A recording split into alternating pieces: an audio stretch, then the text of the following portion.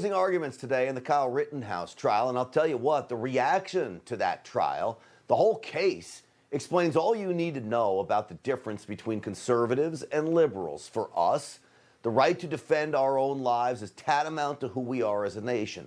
The ability to stand our ground in the face of grave danger, to stop an evildoer before he acts, is how lives are saved.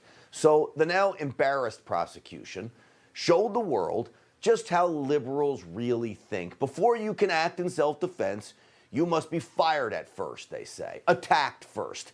But if that was the standard, innocent lives would be lost every day. Criminals would always have the advantage. This is the prosecution during closing arguments today. You lose the right to self-defense when you're the one who brought the gun, when you're the one creating the danger, when you're the one provoking other people. Provoking other people? Witness after witness confirmed.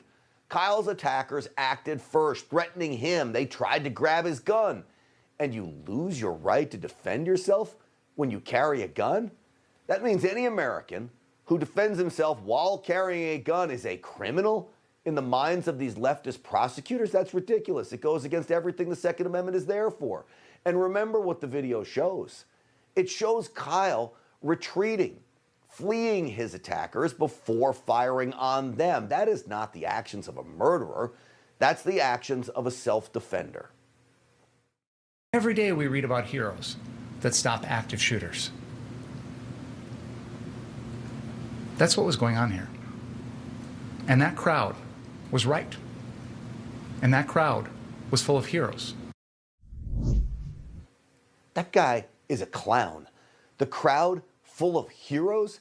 The same crowd that was throwing Molotov cocktails at police and lighting businesses on fire?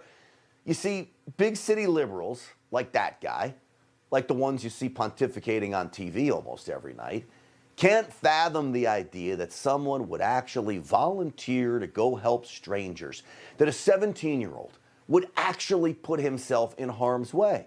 You see, typically liberals operate out of fear, self-preservation through avoidance. Remember the January 6th security breach? Liberal lawmakers, I'll never forget the pictures. These Democrat so-called leaders, they hid under tables. They cowered in fear, they cut and run, while Republican congressmen helped fortify the entrance to the floor.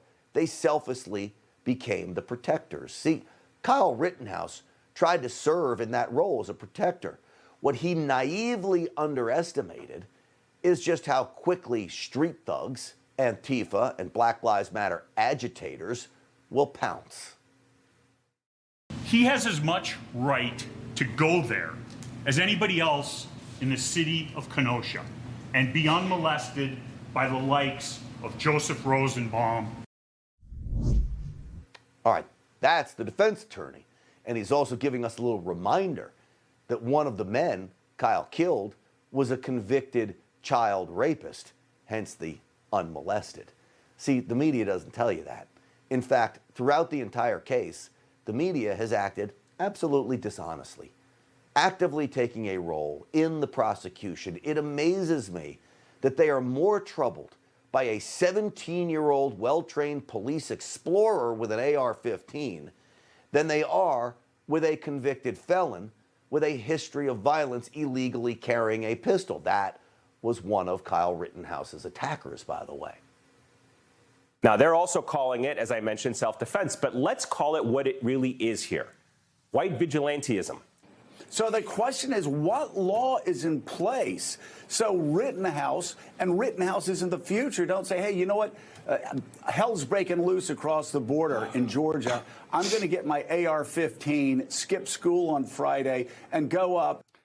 Kyle Rittenhouse is a white man who's accused of shooting and 3 other white men and killing 2 of them. Explain how you think there's a racial dimension to this case. Well, because remember now, where were those white men that were killed? They were at a protest, protesting in solidarity for black folks. So to me, it was reminiscent of the civil rights movement. Everything about race. He shot 3 white guys. Kyle Rittenhouse is a white guy. If Kyle is ruled to be not guilty, his family should immediately file suit against every mainstream media outlet, the ones you just saw on your screen there, left-wing politician, each one of them, and all the pundits, including the President of the United States, by the way, that denounced Kyle and called him a white supremacist when there is zero evidence of any such behavior. It amounts to defamation, character assassination. Kyle Rittenhouse isn't a vigilante. He didn't go to Kenosha to hunt down criminals. He went there to stand in the gap, to post up in the empty void between the mob and the innocent, because the police weren't doing it. If Kyle Rittenhouse is guilty of anything, it is being naive.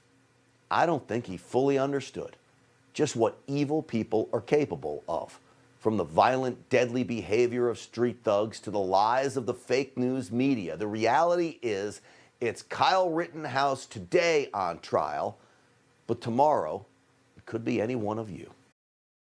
Hey, I'm Rob Finnerty. Thanks for watching. If you enjoyed this video, please join the conversation in the comments below. Don't forget to subscribe, too.